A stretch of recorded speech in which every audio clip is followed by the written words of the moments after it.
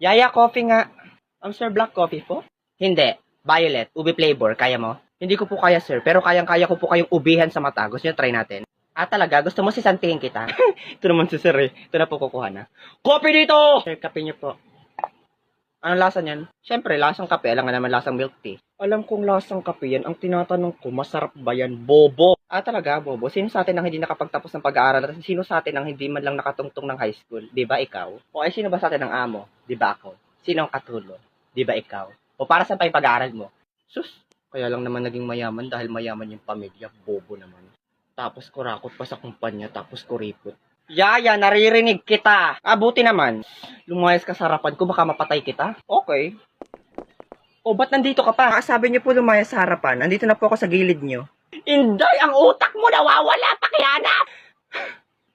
Sir, umiiyak ka po? Hindi. Nag-skincare lang ako. Toner lang to. Puyeta ka, lumayas ka nga!